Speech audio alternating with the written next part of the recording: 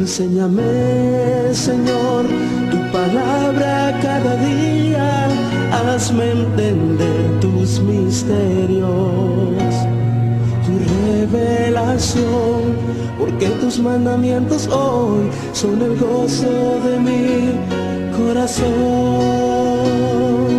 Dame, Señor, tu palabra cada día, hazme entender tus misterios, tu revelación, porque tus mandamientos hoy son el gozo de mi corazón.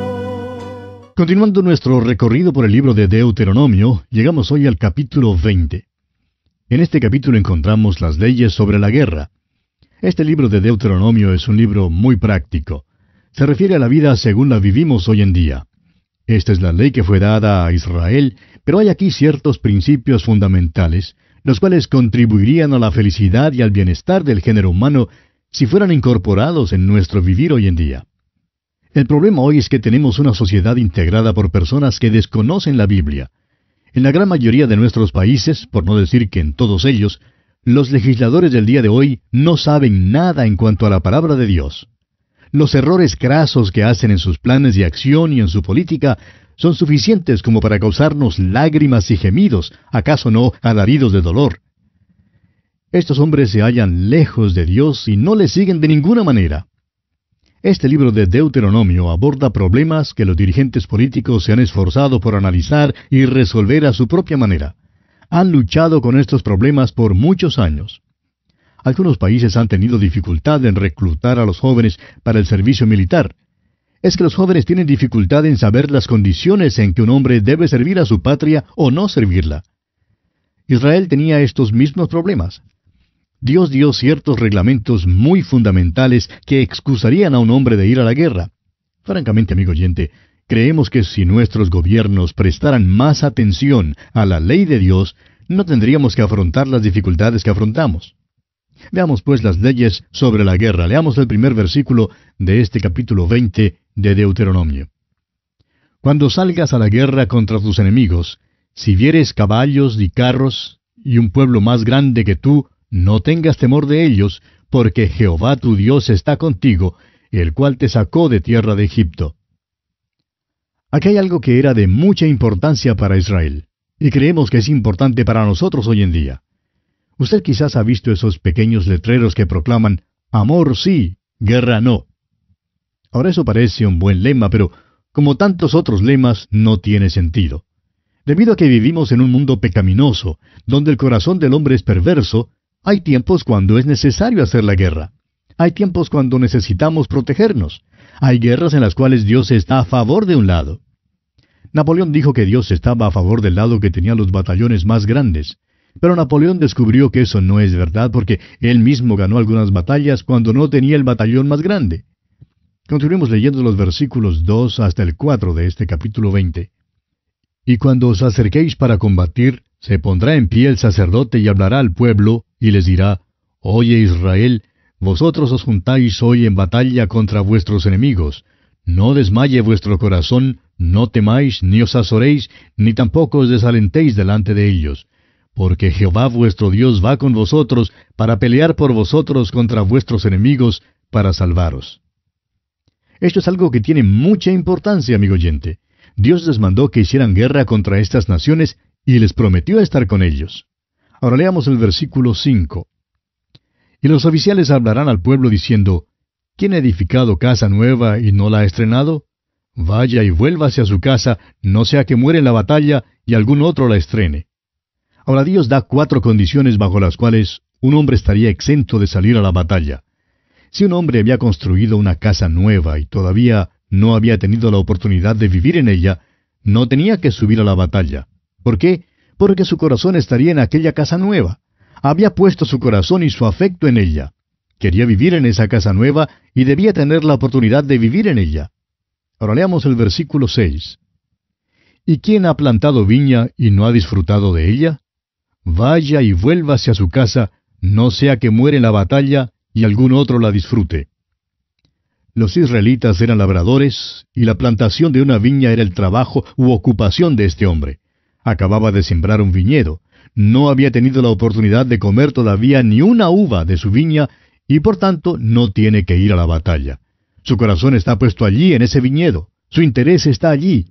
Puede entonces quedarse hasta cuando coma de él, hasta que se establezca como labrador. De otro modo, corre el riesgo de ser muerto en la batalla y otro segaría el fruto de su labor. Esto es muy interesante, ¿no le parece? Ahora el versículo 7. ¿Y quién se ha desposado con mujer y no la ha tomado? Vaya y vuélvase a su casa, no sea que muera en la batalla y algún otro la tome. Aquí tenemos a un joven que está comprometido para casarse con una señorita y le reclutan. Ahora, pero no tiene que ir a la batalla. Está enamorado de esa señorita y quiere casarse con ella. Déjenle pues quedarse en casa y déjenle casarse con la joven. Allí es donde está su corazón y él no tiene que salir a la guerra. Ahora el versículo 8 dice, y volverán los oficiales a hablar al pueblo y dirán, ¿quién es hombre medroso y pusilánime? Vaya y vuélvase a su casa, y no apoque el corazón de sus hermanos como el corazón suyo. Podría haber un hombre el cual admitiera con toda franqueza que es cobarde. Tiene miedo de luchar y no quiere luchar, quiere quedarse en casa. Vemos pues aquí 4 motivos buenos por los cuales un hombre quedaba exento de ir a la guerra. Quizás los primeros motivos no hubieran hecho que me quedara en casa, pero este último motivo sí habría hecho que me quedara en casa. Si un hombre tiene miedo, si es medroso, no debe salir a la guerra. Creo que yo por miedo me habría quedado en casa. Esta ley se aplicó al ejército de Gedeón. Gedeón empezó con algunos cuantos hombres, realmente había unos miles, y terminó con 300 hombres. Ahora, ¿cómo fueron apartados? Llegaron a las aguas y algunos de los hombres se doblaron sobre sus rodillas para beber. Había otros que lamieron las aguas con su lengua, como lame el perro, y estaban listos para luchar. Estaban muy ansiosos de matar al enemigo y terminar su trabajo. Querían proteger y salvar a la nación. Por tanto, ellos fueron los que salieron a la batalla y los otros fueron enviados a sus casas. Usted se habrá enterado por las noticias del caso de un sinnúmero de jóvenes que no quieren prestar el servicio militar obligatorio y en señal de protesta queman sus tarjetas de reclutamiento. Bueno, simpatizamos hasta cierto punto con muchos de estos jóvenes, pero en lugar de tratar de culpar al gobierno y a todos los demás, debieran simplemente confesar que tienen miedo de ir a luchar. Ese es un buen motivo. Eso sí me habría eximido a mí de ir a la batalla, de eso estoy seguro. Dios dice aquí que Él quiere que su pueblo sepa 2 cosas antes de que entren en la guerra. En primer lugar, deben saber que Dios está con ellos y que va con ellos. En segundo lugar, deben ser entusiastas en cuanto a la guerra. Hay un tiempo cuando uno debe luchar por su patria, y hay un lugar para la bandera y para el patriotismo. Siempre vemos que Dios es muy sabio. Y aquí tenía un plan maravilloso para su pueblo, aún en tiempo de guerra. Leamos ahora los versículos 10 hasta el 12 de este capítulo 20 de Deuteronomio. Cuando te acercas a una ciudad para combatirla, le intimarás la paz. Y si respondiere, paz, y te abriere, todo el pueblo que en ella fuere hallado te será tributario y te servirá. Mas si no hiciere paz contigo, y emprendiere guerra contigo, entonces la sitiarás. Aquí se da otro gran principio. Dios dice que se pelea para ganar. El enemigo debe ser destruido. Este es el fin de la guerra. Si ganar no es el fin o el propósito, no hay entonces motivo para que una nación vaya a la guerra. Yo amo a mi patria y amo a mi nación, y cuánto deseo que la nación se encamine por los caminos y los principios dados por Dios. Dios sigue diciéndoles que los hombres debían ser muertos, pero que las mujeres, los niños y los ganados podían ser llevados como botín y ellos podían comer de ese botín. Ahora leamos los versículos 15 hasta el 18 de este capítulo 20 de Deuteronomio. Así harás a todas las ciudades que estén muy lejos de ti, que no sean de las ciudades de estas naciones. Pero de las ciudades de estos pueblos que Jehová tu Dios te da por heredad, ninguna persona dejarás con vida, sino que los destruirás completamente. Al Eteo, al Amorreo, al Cananeo, al Fereceo, al Heveo y al Jebuseo, como Jehová tu Dios te ha mandado, para que no os enseñen a hacer según todas sus abominaciones que ellos han hecho para sus dioses, y pequéis contra Jehová vuestro Dios. Dios es bastante explícito en estas instrucciones. Él les dice que podían llevarse como botín las mujeres, los niños y los ganados en las ciudades que estuvieran lejos de ellos. Pero las ciudades de los pueblos que él menciona en el versículo 17 no debían dejar a ninguna persona con vida, ni hombres, ni mujeres, ni niños. Todos debían ser muertos. Y la razón que el Señor da es la que está aquí en el versículo 18, para que no aprendieran los israelitas las abominaciones que esos pueblos habían hecho para sus dioses y pecaran entonces contra Dios. Es decir, que Dios les está protegiendo de una contaminación espiritual. Dios dio aquí algunos principios muy buenos, y tememos que nos hayamos apartado muy lejos de ellos en nuestros días.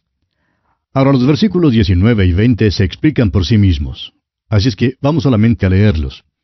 Cuando sities a alguna ciudad peleando contra ella muchos días para tomarla, no destruirás sus árboles metiendo hacha en ellos, porque de ellos podrás comer, y no los talarás, porque el árbol del campo no es hombre para venir contra ti en el sitio. Mas el árbol que sepas que no lleva fruto, podrás destruirlo y talarlo, para construir baluarte contra la ciudad que te hace la guerra hasta sojuzgarla. Y así termina nuestro estudio del capítulo 20 de Deuteronomio. Llegamos ahora al capítulo 21. En este capítulo 21 encontramos las leyes que regularizan el asesinato, el matrimonio y los hijos delincuentes. Todavía estamos en la sección tocante a los reglamentos religiosos y nacionales, la cual se extiende desde el capítulo 8 hasta el 21. Encontramos que hay leyes interesantes y extraordinarias que dictaminan sobre muchos aspectos diferentes de la vida de Israel. Veamos pues en primer lugar las leyes en cuanto al asesinato. Leamos los primeros 4 versículos de este capítulo 21 de Deuteronomio. Si en la tierra que Jehová tu Dios te da para que la poseas, fuere hallado alguien muerto, tendido en el campo, y no se supiere quién lo mató, entonces tus ancianos y tus jueces saldrán y medirán la distancia hasta las ciudades que están alrededor del muerto. Y los ancianos de la ciudad más cercana al lugar donde fuere hallado el muerto, tomarán de las vacas una becerra que no haya trabajado, que no haya llevado yugo. Y los ancianos de aquella ciudad traerán la becerra a un valle escabroso, que nunca haya sido arado ni sembrado, y quebrarán la cerviz de la becerra allí en el valle. Si un hombre hubiera sido asesinado y encontraran su cuerpo, debían medir para hallar la ciudad más cercana al muerto. Esa ciudad se hacía responsable del hombre que había sido asesinado. Ahora es posible que no hubiera sido muerto en esa ciudad, pero aún así la ciudad se hacía responsable. Leamos ahora los versículos 5 hasta el 9 de este capítulo 21 de Deuteronomio. Entonces vendrán los sacerdotes hijos de Leví, porque a ellos escogió Jehová tu Dios para que le sirvan, y para bendecir en el nombre de Jehová. Y por la palabra de ellos se decidirá toda disputa y toda ofensa. Y todos los ancianos de la ciudad, más cercana al lugar donde fue hallado el muerto, lavarán sus manos sobre la becerra cuya cerviz fue quebrada en el valle. Y protestarán y dirán, nuestras manos no han derramado esta sangre, ni nuestros ojos lo han visto. Perdona a tu pueblo Israel, al cual redimiste, oh Jehová, y no culpes de sangre inocente a tu pueblo Israel, y la sangre les será perdonada. Y tú quitarás la culpa de la sangre inocente de en medio de ti, cuando hicieres lo que es recto ante los ojos de Jehová. Hay una verdad fundamental que se nos enseña en este proceder. Cuando un crimen tiene lugar en una ciudad, los habitantes de esa ciudad tienen cierta responsabilidad. Creemos que al fin, los ciudadanos interesados en proteger la propiedad y el orden en nuestras ciudades hoy en día reclamarán una ley semejante. Reclamarán que la ley sea ejecutada para acabar con los crímenes que suceden. Dios hace responsable a una comunidad. Aun si el asesinato no fuera cometido en la ciudad todavía era responsable. Los ancianos de esa ciudad debían venir y pedir perdón por la ciudad, y se les concedería el perdón. Dios así lo dispuso para que no se pudiera rehuir la responsabilidad en Israel. Nos preguntamos si hay alguna parte en nuestros países donde piensen en pedir perdón a Dios por los muchos crímenes y por las muchas cosas que suceden. Es una cosa decir que la situación es terrible, que las cosas andan mal, pero es otra cosa llegar a Dios para pedirle perdón por la nación. Dios, perdónanos hoy día nuestros pecados. ¿Sabe usted, amigo oyente, que Cristo fue muerto fuera de la ciudad? Así fue, y fue su muerte la que pudo salvar a sus asesinos. Creemos que el centurión romano, el que estaba encargado de su muerte, es uno de los hombres que fue salvo. Ahora los versículos 10 hasta el 17 dan leyes que gobiernan el matrimonio con una esposa cautiva y leyes que dictaminan los derechos del primogénito en el caso de un hombre que tiene dos esposas y ama a una y aborrece a la otra. Veamos ahora las leyes concernientes a los hijos delincuentes. Leamos los versículos 18 al 21 de este capítulo 21 de Deuteronomio. Si alguno tuviera un hijo contumaz y rebelde, que no obedeciera a la voz de su padre ni a la voz de su madre, y habiéndole castigado no les obedeciere, entonces lo tomarán su padre y su madre, y lo sacarán ante los ancianos de su ciudad y a la puerta del lugar donde viva. Y dirán a los ancianos de la ciudad, Este nuestro hijo es contumaz y rebelde, no obedece a nuestra voz, es glotón y borracho. Entonces todos los hombres de su ciudad lo apedrearán y morirá. Así quitarás el mal de en medio de ti, y todo Israel oirá y temerá.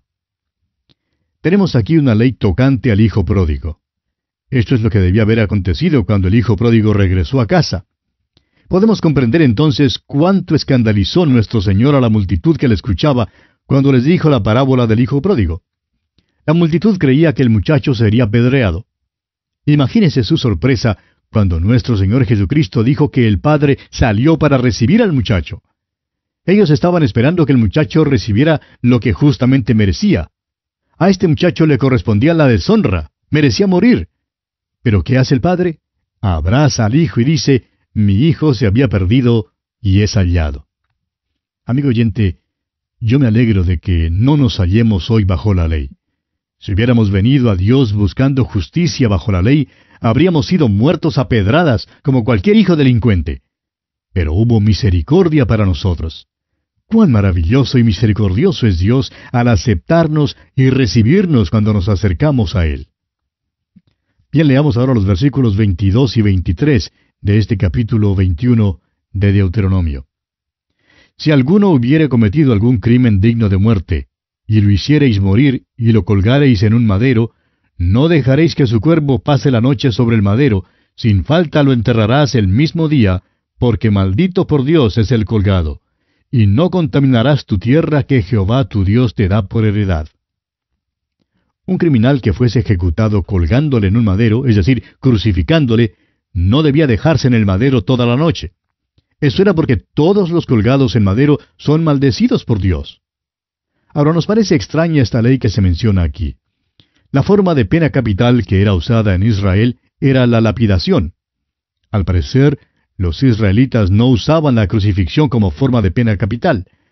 Lo que esto significa entonces es que mataban a pedradas a una persona y luego la colgaban en un madero. Dice aquel versículo 22, y lo hiciereis morir, y lo colgareis en un madero.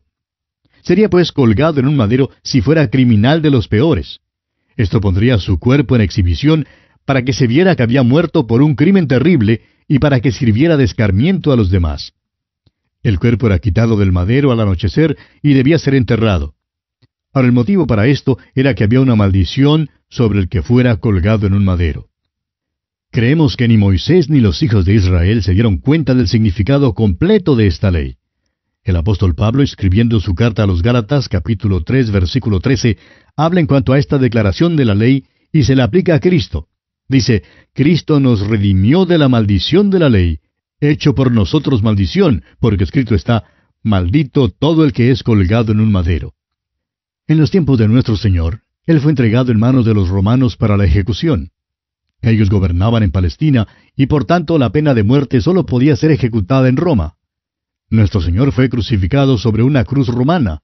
Roma entregó la decisión de crucificarle y Él fue puesto en un madero. Ahora Pablo vuelve a eso y dice que cuando Cristo colgaba allí en el madero, tomó nuestros pecados y fue maldecido de Dios en aquella condición. Llegó a ser maldición por nosotros porque nos redimió de la maldición de la ley. Nos redimió de la maldición del pecado, nos redimió de la pena del pecado y ha comprado nuestro perdón. ¿Por qué? Porque fue hecho maldición por nosotros. Se hacen hasta molestos los que disputan en cuanto a si los romanos o los judíos son los culpables de la muerte del Señor Jesús. Amigo oyente, usted y yo fuimos culpables de su muerte. Colgaba allí por nosotros, tomaba la maldición de la ley por nosotros para que fuéramos redimidos de la maldición de la ley. Nos redimió de la maldición de la ley una vez y para siempre. Dice el apóstol Pablo, Cristo nos redimió de la maldición de la ley, hecho por nosotros maldición, porque escrito está, maldito todo el que es colgado en un madero. ¿Ha notado usted cuántas veces se cita el libro de Deuteronomio en el Nuevo Testamento? Permítanos pausar aquí para decir lo siguiente. Es por eso que enseñamos toda la Biblia, todos los 66 libros. Si Dios hubiera querido que tan solo conociéramos el Sermón del Monte, nos habría dado solamente el Sermón del Monte. Si hubiera querido que tan solo conociéramos Juan 3:16, pues no nos habría dado los demás versículos. O si hubiera querido que aprendiéramos solamente unos pocos capítulos favoritos, como el capítulo 14 de San Juan o el capítulo 13 de la primera carta a los Corintios, pues habría limitado su revelación para nosotros a aquellos pocos capítulos. Amigo oyente, sucede que nos dio 66 libros, y la verdad es que cada uno de ellos es importante. Un libro como el de Deuteronomio es muy importante. Sería difícil entender gran parte del Nuevo Testamento sin tener un entendimiento del libro de Deuteronomio. Es por eso que pasamos tiempo en su estudio. Hay lecciones espirituales tan grandes aquí y nos regocijamos de la reacción y la aceptación que tantos de nuestros oyentes le están dando. Bien, así concluye nuestro estudio del capítulo 21 de Deuteronomio. En nuestro próximo programa, Dios mediante, comenzaremos a estudiar el capítulo 22. Hasta encontrarnos de nuevo en esta misma frecuencia, amigo oyente, deseamos a usted las ricas bendiciones del Señor. Enséñame, Señor, tu palabra cada día, hazme entender tus misterios, tu revelación, porque tus mandamientos hoy son el gozo de mi corazón. Dame, Señor, tu palabra cada día, hazme entender tus misterios, tu revelación, porque tus mandamientos hoy son el gozo de mi corazón.